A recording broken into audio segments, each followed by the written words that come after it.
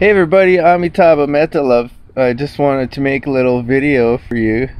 I'm blocking the sun because it's really bright and it's convenient.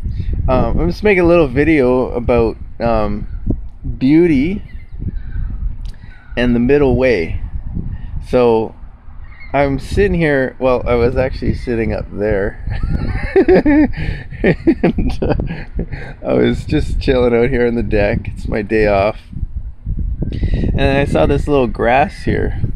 There's this one here, and it's like a weed, but it's grass, and I'm like, wow, it's so beautiful. And I'm looking at it like, wow, it's really super beautiful, right?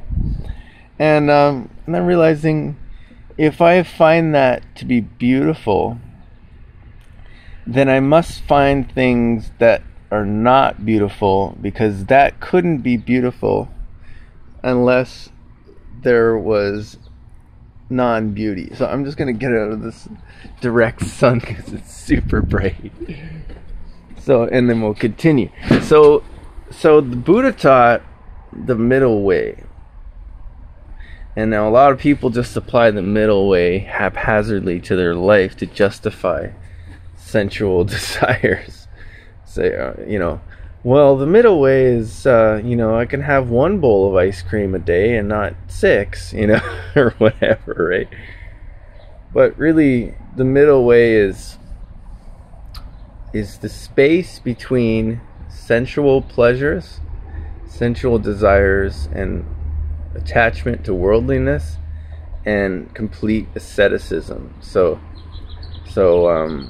like totally trying to like maim yourself and cause a lot of pain, and starve yourself into enlightenment, because the idea with the ascetics at the time of the Buddha was a lot of people that were practicing asceticism, and still are today, thinking that if you made the body suffer enough, you could, release it, or you could release the soul or whatever, or you release, you know what I mean, and then make it free.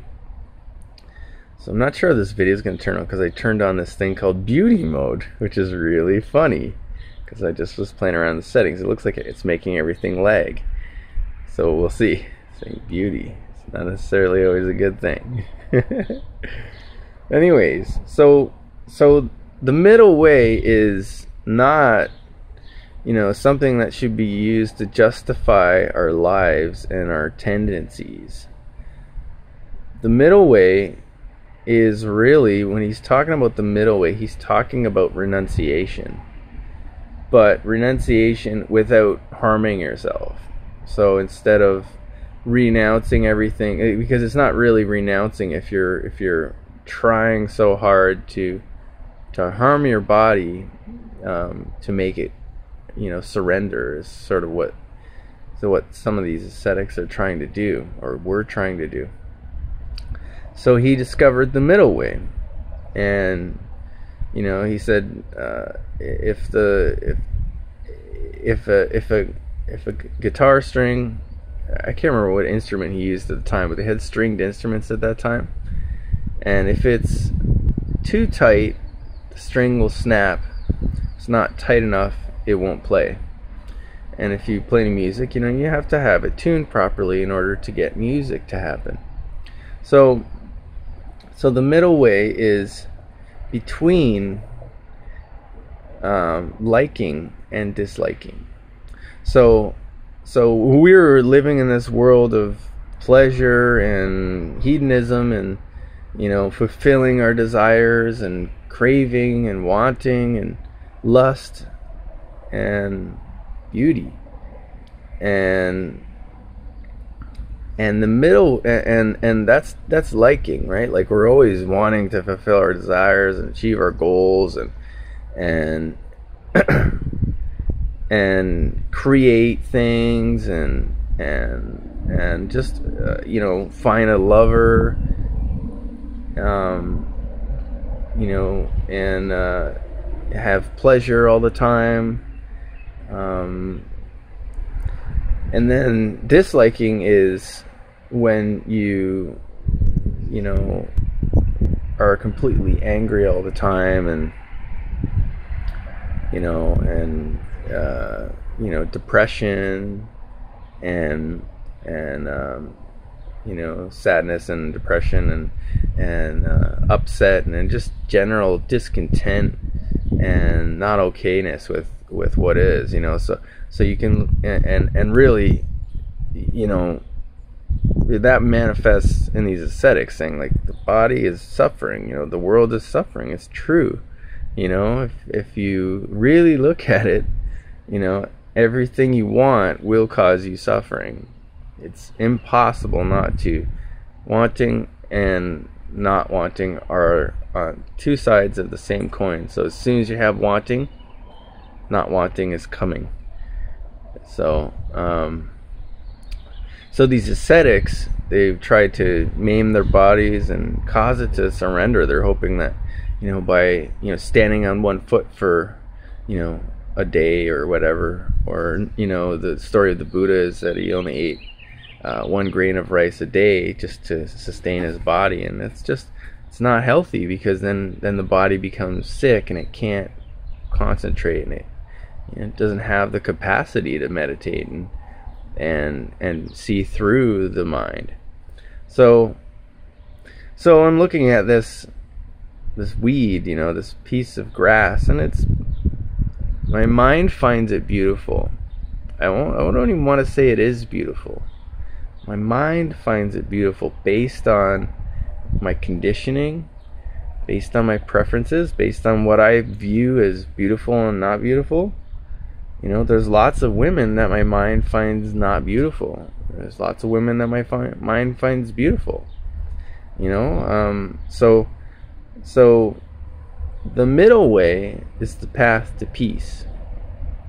This is in the center of liking and disliking. It's not apathy. It's just not having any preferences of liking or disliking. Not having any strong preferences, I should say. I mean, the ultimate is not having any preferences, being completely free from liking and disliking. But we got to get there in baby steps, right? The point is that we should at least recognize, at least look into the nature of our minds, at least look into how everything's working, and realize that it's like hills and valleys. And if you know what a sine wave looks like, it's the perfect example. I wish I had something I could draw on to show you, but just go online and look up what a sine wave looks like. So sine wave is, I'll sort of trying to, I don't know if the video is lagging so bad I don't think I can, but a sine wave, it goes up and then it goes down, and there's a center line crossing it, and that center line is like the middle way. And liking and disliking are like the peak of the sine wave is like liking, and then the bottom of the sine wave is like disliking. So as soon as we're at the top, we're on our way down to the bottom, to disliking. And then the good thing about knowing this fact is that when you're at the bottom of disliking, it's gonna pass. So at least knowing that these states are impermanent is a good step. But there's a way of transcending the whole thing together and being in this equanimous center line of the sine wave, being completely free. So this is something that's really achievable and possible. And the Buddha says, posted something in my Dhamma group today. It's called True Dhamma, the Buddha's teaching for inner peace. If you're interested in joining that, it's really good. Posting real quotes by the Buddha that are sutta verifiable. And the quote I posted today was something like, sensual pleasures and even heavenly pleasures are not 1/16th of a 16th of the bliss that is experienced upon the relinquishment of craving. Now I'm paraphrasing a lot. That's basically the gist of what the Buddha said. So the bliss of letting go, of actual release, of not having any liking or disliking, completely abandoning those, saying liking and disliking are completely conditioned because I was once a baby, and the only thing, that I had very few likings and dislikings. The only thing I liked was eating food, having a comfortable body temperature, not having pain, and disliking was, not having pain and not being too cold, not being too hot, and having enough food. It was just really basic, in human touch, right? So, but as we've grown, as we've, so-called matured, all that's happened is, we really haven't matured in any way. We've just taken on more conditioning and more rules about life, more rules about what it means to be happy. And then when you start this spiritual quest, you start to, question some of your conditioning. You start to question, what it really means to be happy, because, the world teaches us you have to have a good job, and you have to have a house, and you have to have all these things. You have to have a nice car. You have to, have a mate, a boyfriend or a girlfriend, in order to be happy. This is what the world teaches you, and, even if you fundamentally, can say, well, obviously that's not going to bring happiness. It's so ingrained into us that we make our decisions, oh, there's a bee really close to me, based on these underlying presuppositions about what it means to be happy. So we have to be very careful about going with the flow of popular culture. And the Buddha says that life is like a stream, and it's like a flood, and entering the stream is when you start to go against it. Being a stream enterer is, we have to really look at that. We don't want to take the Buddha's words out of context, because becoming a stream enterer in the Buddha's terms is when you have realized enough of, I want to see if I can remember the 3 aspects that you have to have realized to be a stream enterer. One is that rites and rituals will not bring enlightenment, the removal of doubt, and in the Buddhist teachings, as in the Noble Eightfold Path, as the path to purification. And then I think the other one is realizing that sensual pleasures cannot bring happiness. So that's stream enter. And then the Buddha says that there's only 7 more lifetimes, because you've seen enough of the Dhamma, of the truth of reality, how it really is, that you won't be fooled very long. But this analogy of the stream is the Buddha says, the stream, there's a stream of sensual pleasure, and of course I'm paraphrasing, but there's a stream of sensual pleasures, and we're trapped in the flood of sensual pleasures, and there's rocks, and there's big logs in this stream, and we're getting hit by these logs, and because we're in a stream, we're in a flood, and it's ravaging, and it's dangerous. And so just the nature of being in the world of sensual desire is dangerous.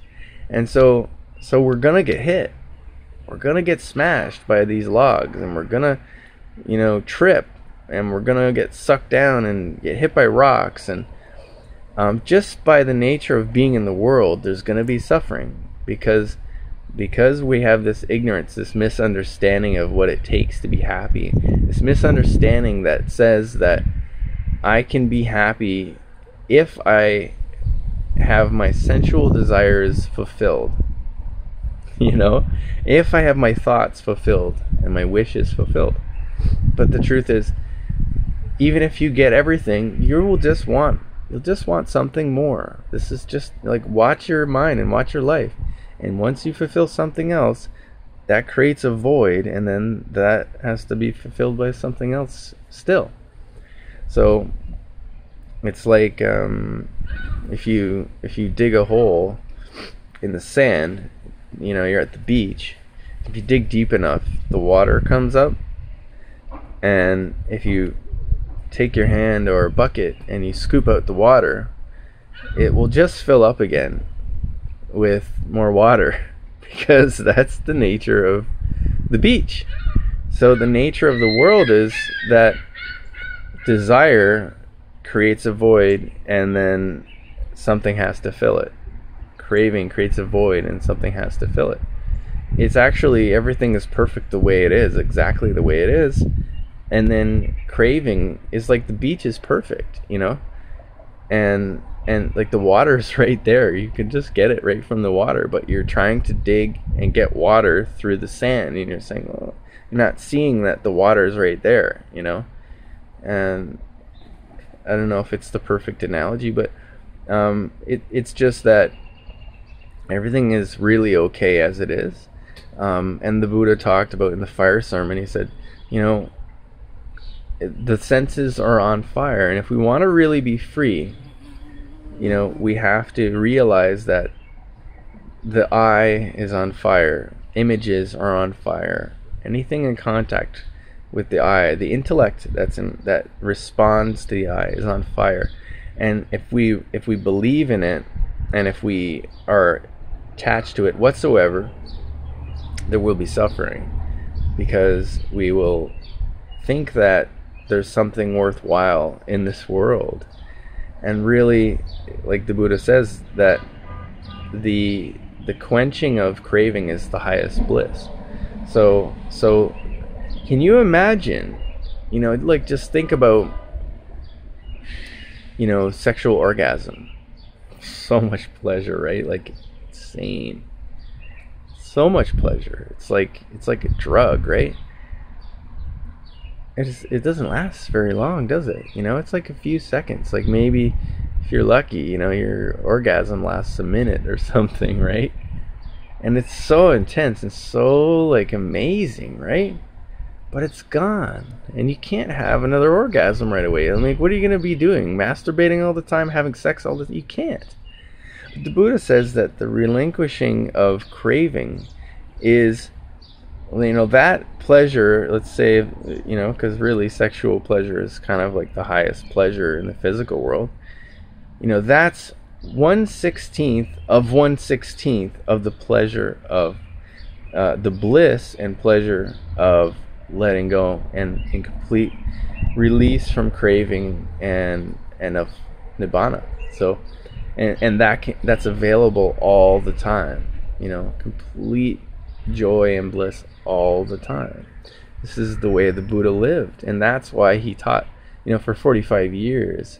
It's a long time to teach, and you have to really, understand something and have enough compassion for those who are suffering, to say, like, you too can enjoy the bliss that I have if you just let everything else go. So, I'm not sure how well I stayed on point, but I was just talking about pleasure, displeasure, beauty, and ugliness, how they're all connected, and if you have one, you must have the other. If you have enjoyment, you will have displeasure, very soon, because if you're out in the sun and you're enjoying the sun, and that's enjoyable, when the sun goes down, then you're lacking that joy, because it was caused by something in the world. And through meditation, through mindfulness, through really using the 5 aggregates and realizing that, body, form, perception, sense consciousness, and mental formations, all these things are conditioned, and they are not a self because they're conditioned. They're not who I am. So So all my perceptions and beliefs and thoughts are not who I am, because they are conditioned, and so they must be impermanent. They're changing. They're subject to other conditioning, and so if I didn't have the conditioning I had now, I wouldn't have the beliefs and likings and dislikings I have now. So it's really something that we can see and let go and experience a higher bliss. And I know when I do this, I actually just got caught for about 2 days. I'm not going to go into details, and I had a lot of suffering the last couple of days. But was I saying mental formations, anything that forms this contact, with my landlord, for example, what was happening, that he's bringing to me, is not, it's not self, it's conditioned. The thoughts I had about the situation were caused by him. He brought some problems into my life. And then instead of just saying, okay, dealing with it and saying, these are mental images, mental sounds, the vibrations, the sounds, and really looking at it as it actually is, and not getting hooked in. I got hooked in, and really, instead of just saying these are mental formations, and everything after that point, those points of contact were it's mental formations. I don't need to let the mind proliferate and start to pull up old stories from the past and have more grief, despair, and lamentation based on other negative things that have happened in the past, because those things are all gone. So, video's getting long. Let everything go and be happy. I'm working on it. And thanks for traveling this sweet journey with me. Can't make a heart, so I'm gonna do it like this.